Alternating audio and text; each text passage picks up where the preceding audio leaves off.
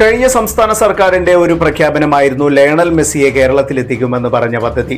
126 കോടി രൂപയുടെ ഇടപാട് ഇതിനായി നടന്നുവെന്നും അവകാശവാദമുണ്ടായിരുന്നു.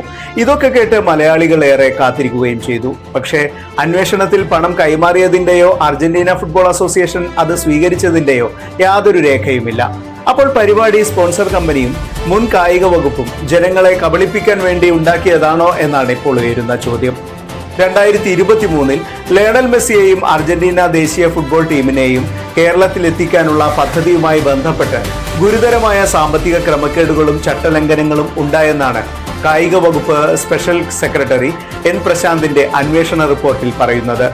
പദ്ധതിയുടെ സ്പോൺസറായ റിപ്പോർട്ടർ ബ്രോഡ്കാസ്റ്റിംഗ് കമ്പനിയാണ് അർജന്റീന ഫുട്ബോൾ അസോസിയേഷന് $1.5 കോടി അതായത് ഏകദേശം 126 കോടി രൂപ നൽകിയതായി അവകാശപ്പെട്ടിരുന്നത്.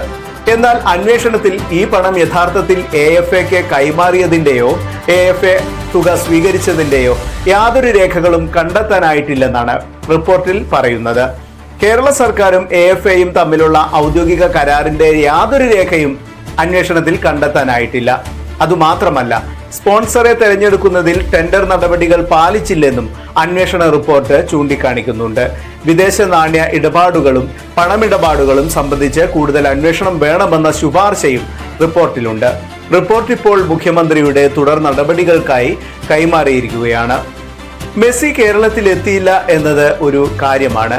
പക്ഷേ 126 കോടി രൂപയുടെ ഇടപാട് നടന്നുവെന്ന് പറയുമ്പോൾ ആ പണം എവിടെ പോയി? ആരാണ് ഇതിനൊക്കെയുള്ള ഉത്തരവാദികൾ? ഈ ചോദ്യങ്ങൾക്കുള്ള ഉത്തരം ഇനി അന്വേഷണത്തിലൂടെ പുറത്തുവരണം.